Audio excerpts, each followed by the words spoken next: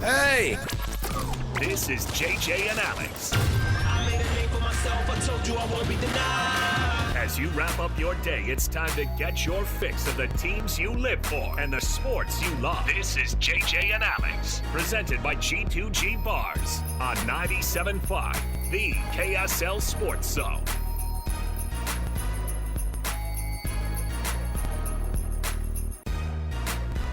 What's up, everybody? Welcome into the program. Happy Monday to you. JJ and Alex, 97.5, the KSL Sports Zone. Oh, the sports gods gifted us extra basketball, extra hockey this week, JJ. One more game. Oh, well, who's to say? I thought both teams would go 1-2-3 Cancun, but I was wrong. No, listen. Actually, what? No, that's not true. What did I say on Friday's show? That the Mavericks would likely have a wake-up call. I said Luka has a tendency to come back from bad games or rough experiences with the vengeance, and what did he do? Yeah. Well, then why did it take this long? That's a good question. That's what Dallas Maverick fans want to know. Because this entire series so far had been bad games, bad game after bad game by Luka. And, man, I'll tell you what, you win by almost 40. You start to give us all hope that this thing could go further than 5 games, although I don't think we think that's actually what the deal is going to be tonight. No, tonight could be a party in Boston. And I hope it is. I mean, to be honest, well, no, you know what I hope? Here's what we do. Because what do we have? Game 5 tonight. And so you went 2-2, and then it goes 1-1-1? No, yeah, you got to win tonight. Yeah. Got to win tonight. Game 6 is in Dallas. Game 7 will be in Boston. You don't want Game 6 to go back to American Airlines Arena. And the Celtics are obviously the better team. And there's no way. We were gifted this extra game, just like in the Stanley Cup final. 8-1 in a Stanley Cup final for the team who was already up. The team's already up 3-0, and they lose 8-1. But what does that do for the Florida Panthers? Get to go back down to South Florida and celebrate down on their ice. Get to win it on your home ice. That's what Celebrate you want to with see. your fans. Hey, how was Father's Day? Did you have a good one? Yeah. I had a good one. We did too. I was telling you before, we had some good food. We had the steaks on the grill. And you know the move is to give the kids the crap steaks, right? Brilliant. You give them the top round. This is not your first rodeo. No. You give them the top round, but what you do is you hit them with some marinade 19 days beforehand, and then they're nice and tender by the time it comes around. Days. No, but I definitely like, the kids are like, these are the best steaks. I'm like, yes, they are. Yes, they are. You chew them on up. Don't taste the one I'm eating right now. Who had the worst weekend this weekend? Landon Donovan. Rory McIlroy or Landon Donovan's hair? Look it up online. It's Landon Donovan by a mile. I was just gonna say Rory McIlroy or Rory McIlroy because Rory there's only still made what, $2 million this weekend? Yeah, 2.6. Look, I'm not gonna feel sorry for 2.6. Rory McIlroy. Wah. You took second at the U.S. Open. Is there a more ridiculous storyline of like, look how much of a loser this guy is as Rory McIlroy? By the way, the peek into the scores table room to watch them react when Bryson DeChambeau made that putt is just absolute torture. And he just walks out of the room. It looks like he went into the men's bathroom, like at a Maverick or something. That's exactly where he went. and then up pops the surfacing of him getting in that PGA vehicle at the end of the tournament. I mean, he basically dove in there Superman style, so he never was seen again. Did not speak to the media. It was a bad deal. But that meant that there was some history to be made for Bryson DeChambeau. Say what you will about it, but he won that freaking tournament. We've got tons to jump into. That shot on 18. I can't believe it. You know what's crazy is I was watching, and somebody actually said, no, this is actually the hardest shot in golf. And I was like, yeah, right. Yeah, right. And they're like, no, really. Like a 60-yard, because hitting from the sand from like 200, they can clock that thing out of there clean. You know what I mean? But a 55 or 60-yard sand shot, they say, is the hardest shot in golf. And I thought, man, that was a clutch moment. I thought for sure he was going to make a 5. And there was a little part of me that wanted extra golf, too. I went, yes, and into the playoff. I was definitely counting on a playoff between Rory and Bryson DeChambeau because I thought there was no way he was going to par that hole. It was quite wild. It was fun. It was fun to watch, too. It was tons of drama, and maybe just because I basically watched from the very first tee off on that you can watch on a Sunday all the way through the end of it. It was a fun one to watch. But let's go back and we'll jump into some NBA and NHL finals and get into just kind of the weekend of blowouts that there were in those two sports. Brian Taylor, BT, is going to join us coming up in just a little while as well. We're going to recap what was a very, very fun 124th U.S. Open at Pinehurst. Our program is brought to you by G2G Bars, all natural ingredients and no preservatives. Make the G2G Bar perfect for anybody who needs a quick, tasty, and nutritious boost. But that's where we're going to start things off. Let's kick everything off with the cut right here. Let's do it. Leave the door open for me, JJ, for the possibility of a Game 6 in either one of these series, whether it's in the NHL final or the NBA finals. This portion of the show, by the way, the cut brought to you by Trajan Wealth, TRAJAN Wealth.com is the website for your retirement. So if there's going to be some life that in the death throes of both the Edmonton Oilers and the Dallas Mavericks, which one stays alive an extra day on life support? Is it the Oilers? Is it the Mavericks? Is there a way that both of these series get extended? And let's start with the basketball side of things. How does Dallas somehow extend this series against Boston in Boston tonight in Game 5? Do the same thing you did in Game 4. That worked, right? Just win by 40. That's all I had to do. Well, what you need Kyrie Irving to play that way. You can't. It can't just be Luka. It can't just be one player. Kyrie's got to be his best. Luka's got to be his best because the Celtics have more talent. The Celtics have one or two more guys than the Mavericks have. And so how do you make up for that? Well, your stars have really got to be at their best. And efficient, too. There was games where Kyrie and Luka have both played good in the series, but there was a game where Luka had a triple-double, but he had like eight turnovers. Like, you can't have that happen because the Celtics are too good. They have too much talent. So can they force a Game 6? Yes, it's the least likely of the scenario here. I think the Oilers actually do force a Game 6. So hockey is, I mean, even though Florida has been on an absolute tear, hockey is the one that is the least able to predict, right?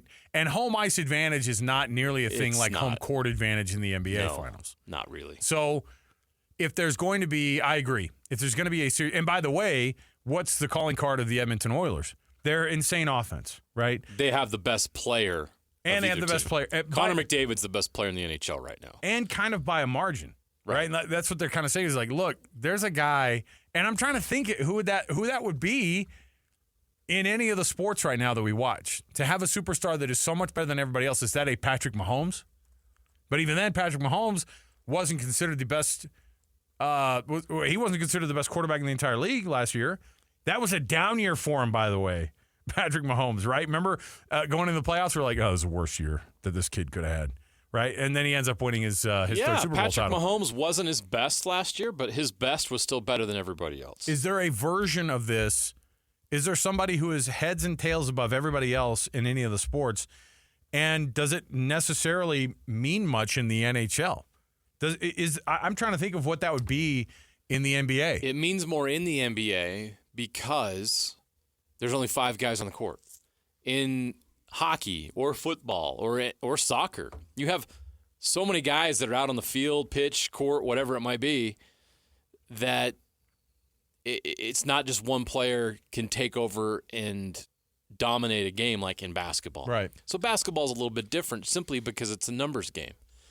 How important is it to have one of the best players in hockey? Well, I mean, you got Edmonton, and here's an example, and this is kind of to my point. Connor McDavid ranked the number 1 player in the NHL.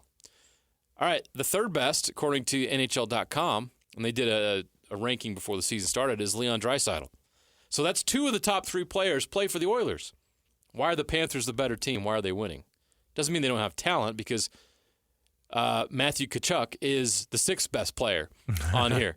And we know how good Reinhard has been and some other guys. Bobrovsky, their goalie is insane. The goaltending is another story. The goaltending, And if you're looking for a playoff, it's kind of like, okay, I'm trying to think of other examples. I can't really come up with one, but goaltending in the NHL in the Stanley Cup playoffs is so vital, and Bobrovsky right now is the best.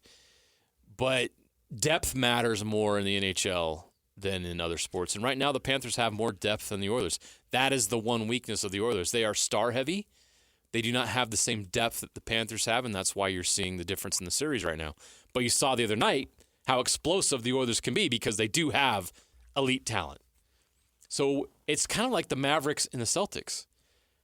Would you rank Kyrie and Luka ahead of Jason Tatum and Jaylen Brown? Or where would you rank those guys? You kind of see where I'm going with this. Yeah. You could make an argument, and I don't know that I would say this. I think I'd put Jason Tatum ahead of Kyrie. But you could make an argument that Luka and Kyrie are the two best players in the series.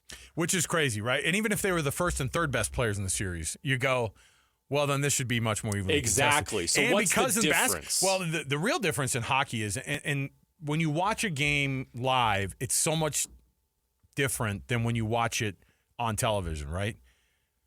Think about when you're watching it on TV, you see almost none of the line changes compared to what actually is happening.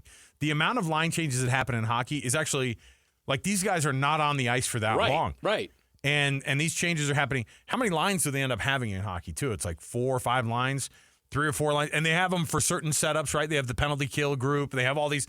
And so these guys that are in hockey aren't on the ice able to influence. How many lines are there? 4 lines typically on average. I mean, you could have 5, but 4, even then, you want 4 lines. But when we were talking, this is something that's been eye-opening for me, right? We learned this kind of during our entire sort of download over the past few months. By the way, the fact that Bobrovsky's name just slides off my tongue now, like, we live in a new world. This is where we are, right? We're all in. We start talking about Kachuk, and we start talking about Draisaitl and right. these names. The fact that I could even say it, what do they? They have 4 lines. Sam Reinhart. Right? It's insane, right? We're scouting all these free agents in the I know there's a lot of guys. I'm all invested. I start memorizing Russian names and Swedish and Finnish guys' names.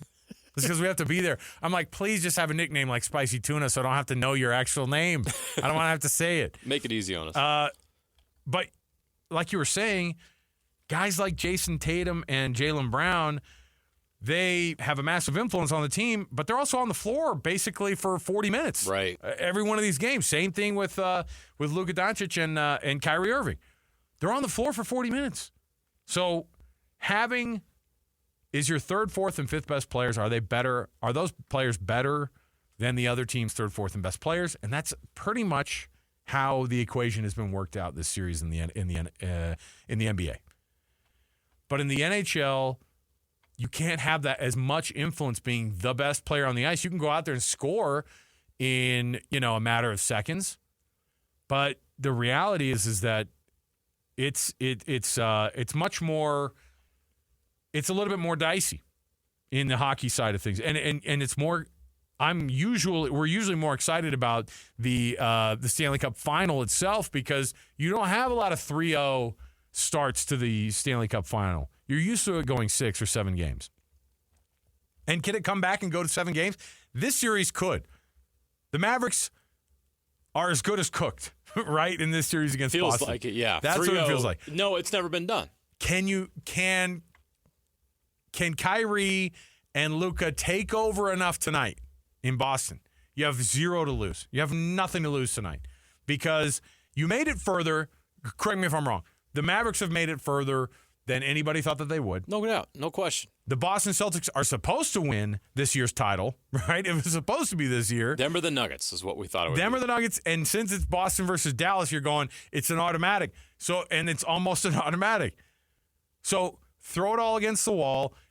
Luka, take 37 shots tonight, right? Score 52 points. They still might lose this game, but you go out in style. And that's the way that it's probably going to end up. This one only goes 5 games. I do think you're right, though. Here's my prediction. The Celtics tonight win by 11. The Oilers tomorrow night force Game 6 to go back to Edmonton. And that's where the Panthers are going to win this series, is in Edmonton. Does that track? That's totally what's going to happen in these possible, yes. That's exactly what's going to happen in my mind in these NHL playoffs. Okay?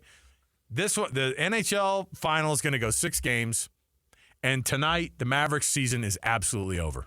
And it's a shame, but at the same time, you got to put this NBA final out of its misery. That's the way it feels to me.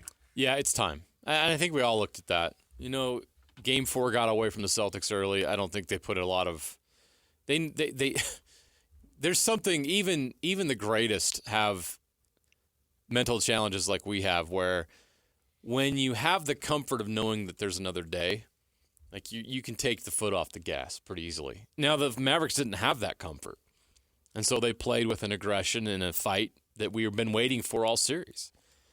Well, now the Celtics might be feeling that. It's in their home crowd, but now you worry, are the Mavericks loose now? Is the pressure off the Mavericks because they staved off elimination? They're in Boston. They're supposed to lose this game again. They have nothing to lose. I don't know what plays out there, but there's certainly a mental aspect to this series at this point.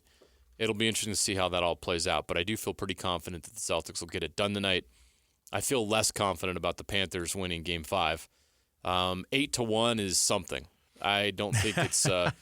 I think when you get beat 8-1, now is the same thing gonna happen again down in Florida? No, but home ice doesn't matter as much, and teams figure things out, especially in hockey. And I think that momentum is real. So we'll see how that plays out. If there's a blueprint to how the Mavericks do extend this one to Game 6 and go back to Dallas, what does it look like? Is it just as easy as saying contributions from multiple players, not just the top? It can't just be those two. Nope.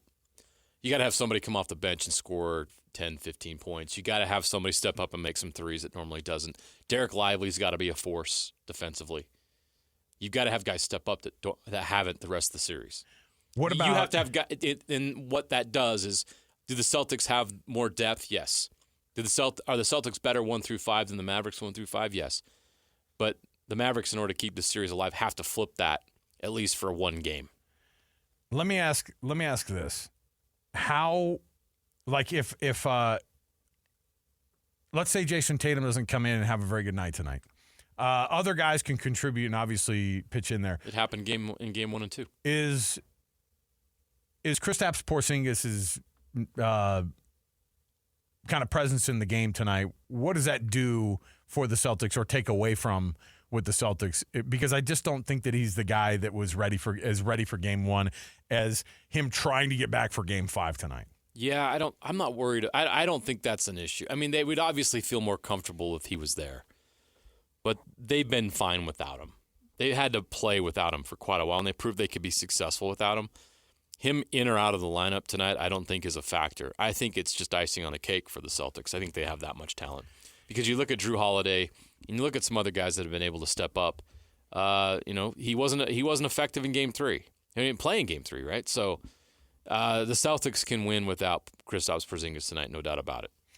All right. Well, as we look at this one, what are we firing off? What's the game time tonight? 6:30 here in Utah is your tip-off time for Mavericks Celtics in Game 5. I'm just crossing my fingers that it's going to be a good game. Like, I want there to be. Just entertain us. Don't be, nobody wants to see this. Like, so you blow out the Mavericks. Essentially, you beat the Mavericks up for 3 games, then you get blown out, and then people go, well, technically the Mavericks have been outscored, or the Mavericks have outscored the Celtics in this series. I'm like, no, they've not.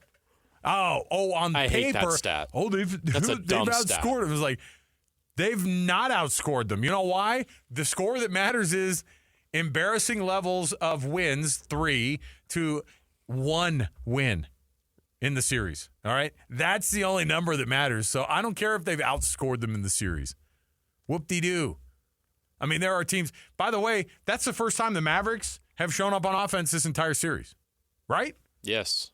They scored 120 points a freaking game all year long until they get to the final. They didn't crack 100 the first 3 games. And so now you get to Game 4 and you go, they got to 122. They won by 38. Don't care. So we'll see. I think it gets wrapped up tonight, and then tomorrow we're gonna have some better hockey, and hopefully a Game 6. Because I like extending things, and I don't know what hockey series. Hey, Alex, what if we did a Google search on? Has the NHL ever had a 3-0 come from behind series? That's what I want to know. I feel like that's something that could have very well happened in hockey history, in the NHL, not necessarily even in the Stanley Cup final, but in the Stanley Cup playoffs. That's what I want to know. So that's one to look up, but we'll do that. I have an answer. I'll give it to you after the break. Oh, tease. The professional tease. Yeah, that's what I do for a All right, living. so today filling in for Jeremy is Alex. I'm, of course, Alex. And then we have Alec in studio here with us. Alec Medina from Hercules Credit Union in studio here with us today. I don't know. I wasn't here last time you were here, Alec, so just bear with me as a guy who my entire life has been called Alec. Do you get this the reverse? Do you get called Alex your entire life? I do. Yes! Yeah. It's payback. I've been Alec forever for so many people.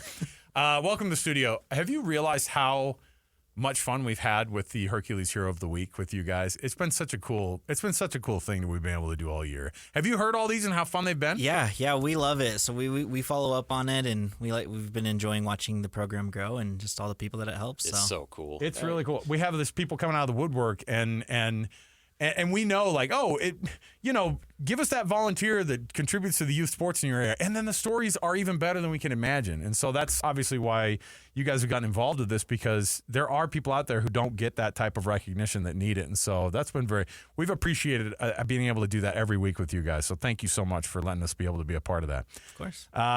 Let's talk a little bit about what you guys are doing and what somebody might be getting involved in. If somebody is listening to the massive amount of noise around banking and credit unions that they're able to be a part of, what makes Hercules different in this community than other credit unions, other banks that people do business with?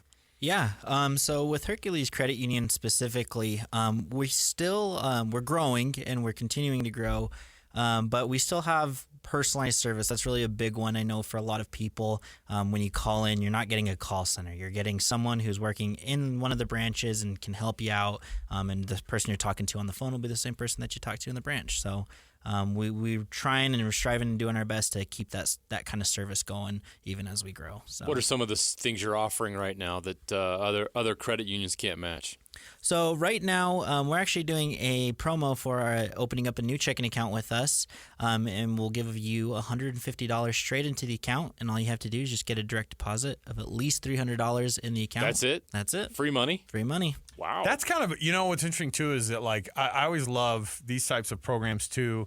What if somebody wants to get their kids started with like an account as well? That's something that you can really help the kids like learn with, because you open an account, they get some money into it, and you can start them going on that track. And the education part, we were just talking about how when I was first married, I had no idea like what an interest rate was. And my wife got a hold of me and was like, "Oh my gosh, you are such a baby." And I thought, I wish that I would have had somebody sit down with me and explain that stuff. But you guys, that's the type of service you get with Hercules Credit Union. Well, the nice thing too with that, our youth accounts, we do actually pay for grades as well. So as long as you have a report card, we do $2 for A's and $1 for B's. Okay. Wow. Hey, parents that are listening out there, there's another incentive. Although I've tried all the stuff to try to get the grades up for the kids.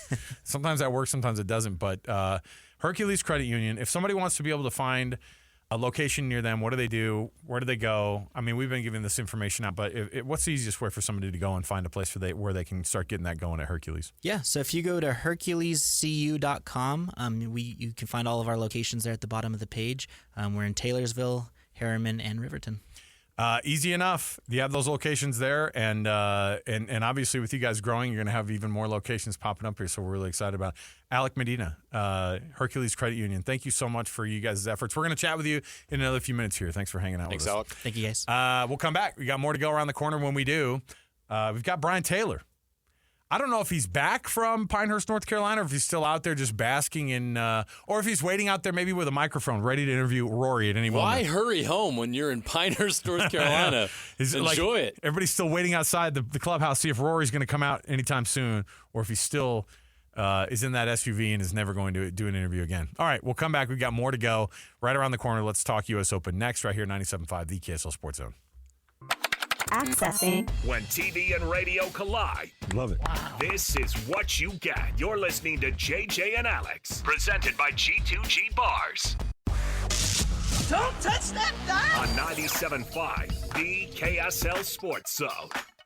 This You Into Golf U.S. Open update is brought to you by Mountain Land Supply, Zions Bank, Black Desert Resort, Hoops Vision, and Siegfried and Jensen. And now, Real Golf Radio's Brian Taylor.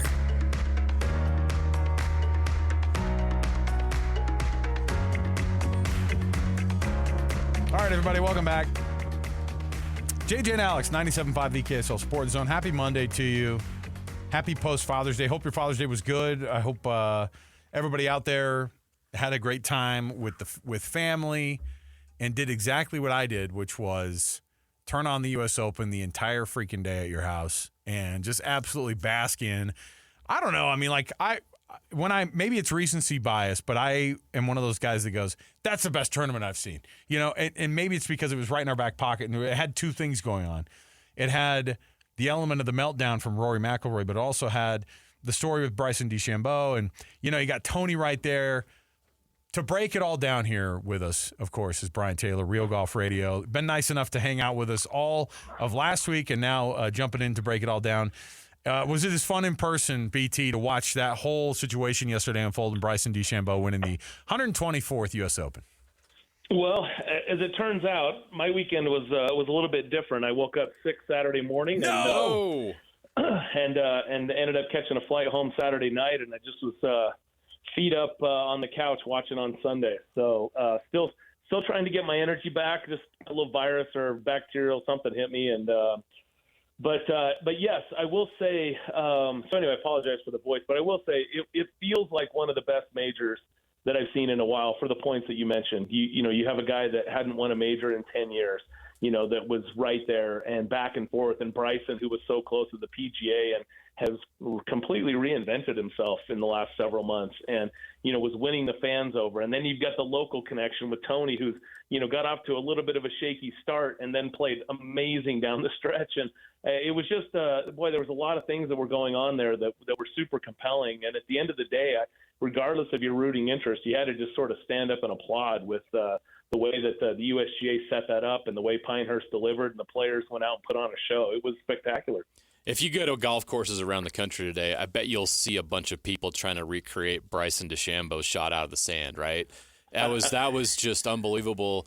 And one of the great golf memories I'm going to have. I mean, but am I being hyperbolic, or is that one of the great shots? Would you put that up with some of the great ones? Like, I don't know, Tiger obviously had some iconic ones, but where would that rank?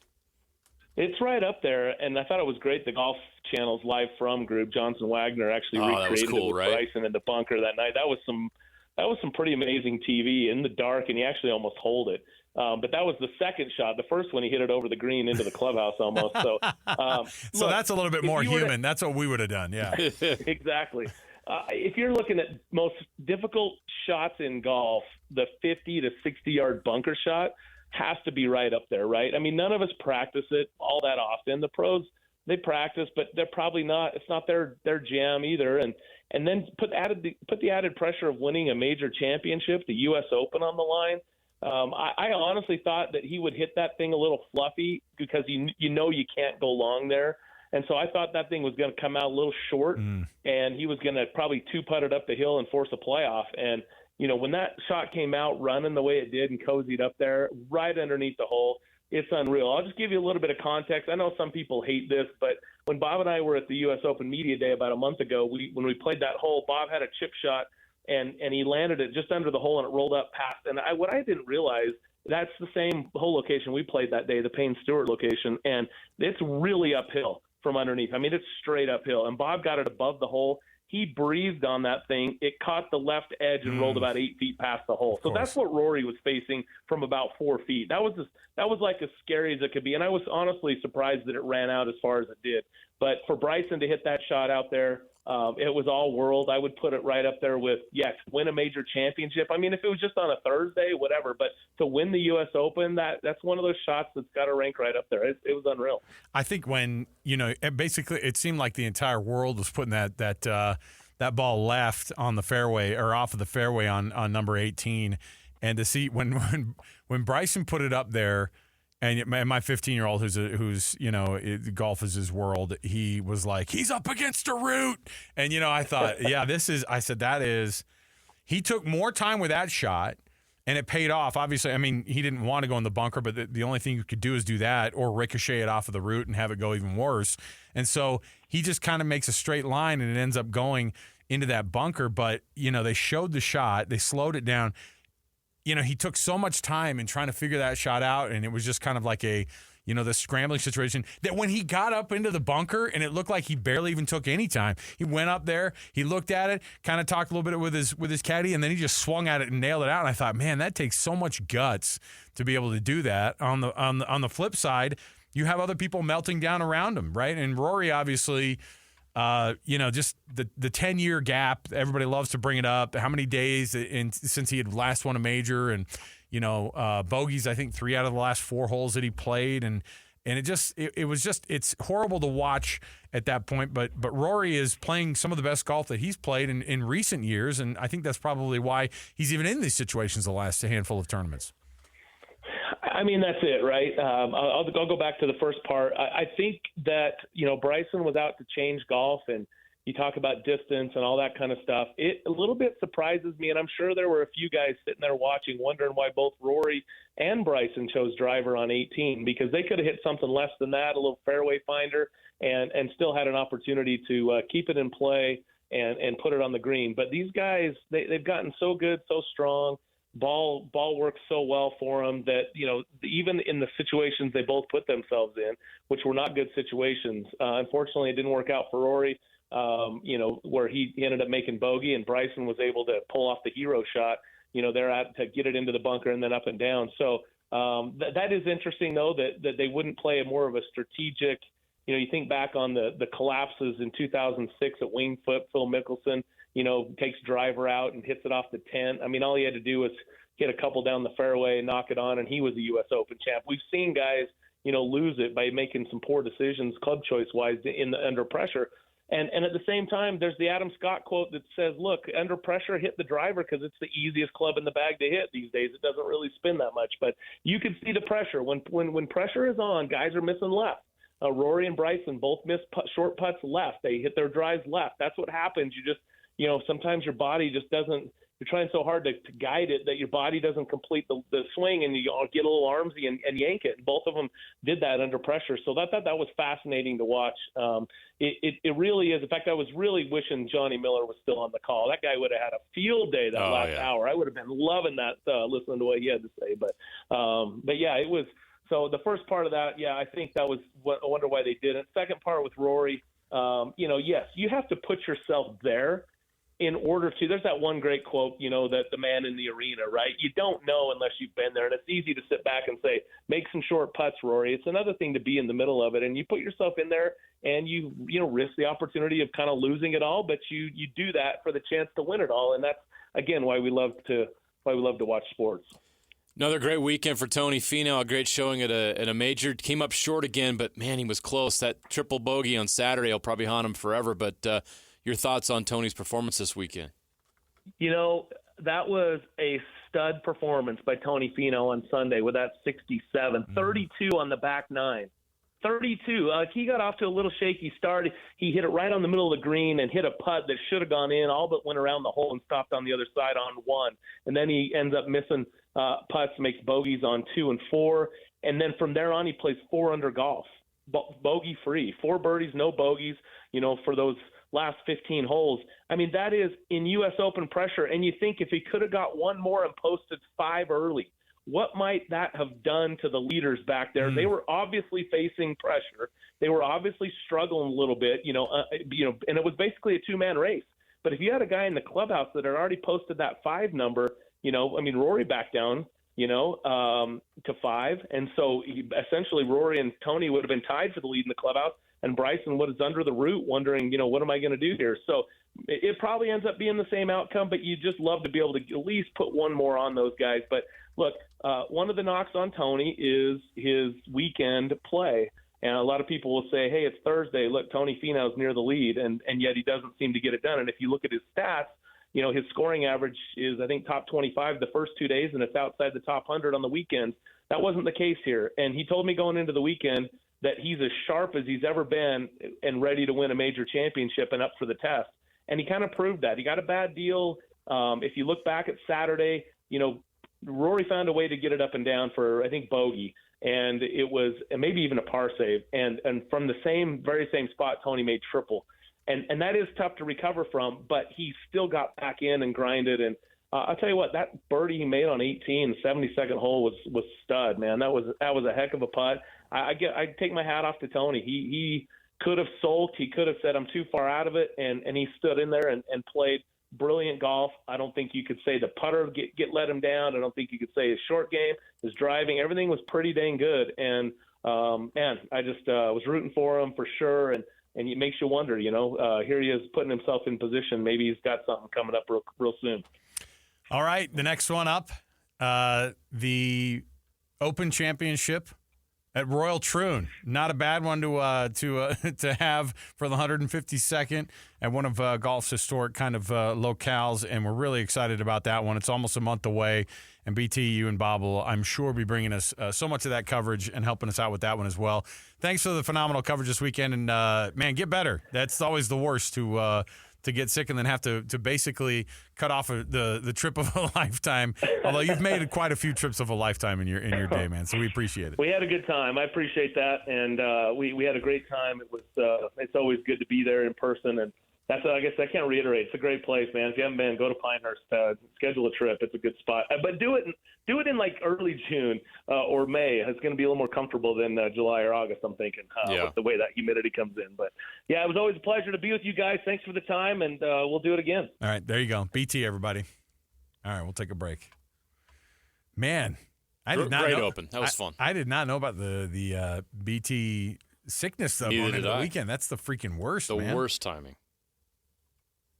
Maybe Tony's like, get that guy out of here. Oh, I feel for him. He had to miss And, Sunday. Can you imagine being there in person on Sunday? That would have been electric. Well, and like I said, I mean that was one where watching it on TV and just the pressure from that, and you're just like watching it, and just like you couldn't believe that Rory missed that putt.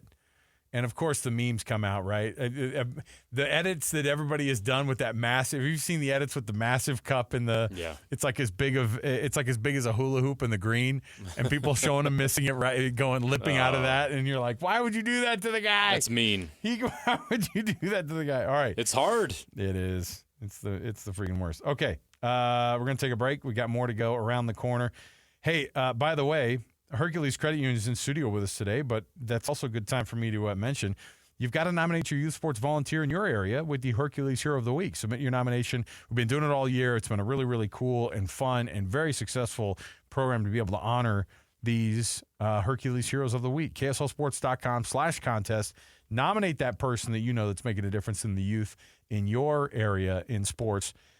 Celebrate those volunteers making those efforts, and we will absolutely read their story right here on JJ and Alex. It's all sponsored by Hercules Credit Union and Beehive Meals. KSLSports.com/contest. We'll come back. Got our Weekend Warriors next. Stay here, 97.5, the KSL Sports Zone. Ladies and gentlemen, The biggest name. You're locked into JJ and Alex. With the insight and analysis on the teams you can't live without. Presented by G2G Bars. This is 97.5, the KSL Sports Zone.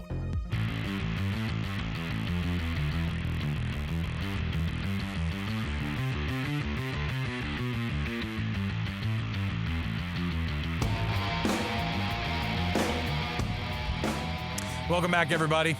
JJ and Alex, 97.5, the KSL Sports Zone. I was just revealing some of my food sins from over the weekend. Oh, come on now. If that's the worst you do, I you're know. still Dude, well on track on your peaches Salt Lake and, City fat loss Yeah, routine. it is.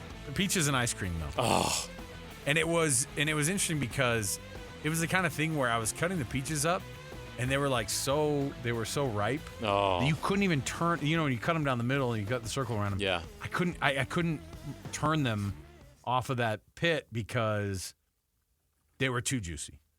First world problem. Peaches too juicy. that sucks. Sorry for that. So You had a good weekend. I know the steak and the peaches and ice cream. Steak man. and peaches and ice cream, man. Yeah. That's a good life. I was this close to doing because I've seen so many of these grilled peach recipes, but I think that my grill tastes too much like meat at this point, and I don't want to. Get the peaches on there and be like, ooh. That might be a little odd. Steaky peach. Yeah, I'm not sure that one. No. I like them separate. I'm not sure I like them together. That was a good Father's Day. Maybe I'm wrong, though. dessert Maybe you ought to situation. try an experiment there. All right.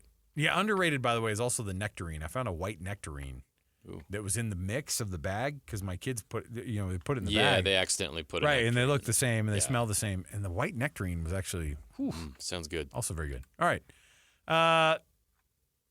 It's that time of the week, of course, after a weekend of sports debauchery. We break it down, and it's all the people who won the weekend here for us, our weekend warriors. And it's all brought to you by Gillette Heating and Air Conditioning. Right now, get seasonal maintenance done on your system for $59. See GilletteHVAC.com for more details. You can make an appointment right there, GilletteHVAC.com, and you get that deal. Tell them you heard it right here on the KSL Sports Zone. All right. Tony Finau finishing third at the Open. I was just as pumped about that, I feel like, as Bryson DeChambeau winning. Here's what it sounded like. There's that whole location, exactly where it was 25 years ago. 26 on, 6 from the right. Finau looking for one more, and he's got it. Tony Finau with a round of 67.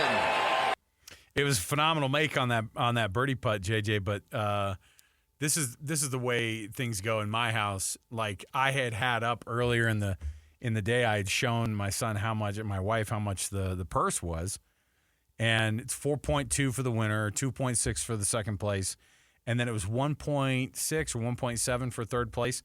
But because Tony made that putt, he made that putt. He tied. Was it with Patrick Cantlay? Yeah. Yes. Tied with Patrick Cantlay. So they average out what third and fourth get, and they get that, which ends up being $1.25 million. But if he would have missed that putt, he would have only gotten $880,000. So it was a good $350,000. Can you imagine having right a 20-foot putt for what, $400,000? Can you imagine? No. And just sinking it. No, I can't. That thrill, man. What was funny wow. was if you watched it the entire way, you went, "Oh, that's on the line." You're just waiting for something crazy to happen, and it just stayed right on that line, stayed right on it, and it went down. But of course, the win was the one that sounded really, really good. I thought it was weird that Matthew Pavon did not go up and just say, "Hey, let me finish real quick and I'll putt out." Instead, he did the whole like, "Oh no, you make your putt and then I'll make mine," and then it was that awkward weird where he had to shush the crowd. But here's what Bryson DeChambeau's second U.S. Open win sounded like. For his second U.S. Open victory.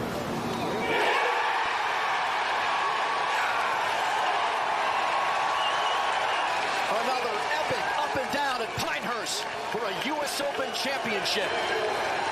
Bryson DeChambeau now has 2. The second at number 2. There you go. Pretty cool. He had the Payne Stewart ball marker on the back of his hat and a little tag on his bag all weekend. I think they both went to SMU, right? Wasn't that the tie as well? Yes. And Bryson also wore the hat, of course, that was his signature for a while before he kind of went to the second part of his career and kind of became the guy he is now. I actually really became a fan of Bryson DeChambeau over the weekend. I think I gave him a short judgment because of the being on the Live Tour and all that. But you know what he is?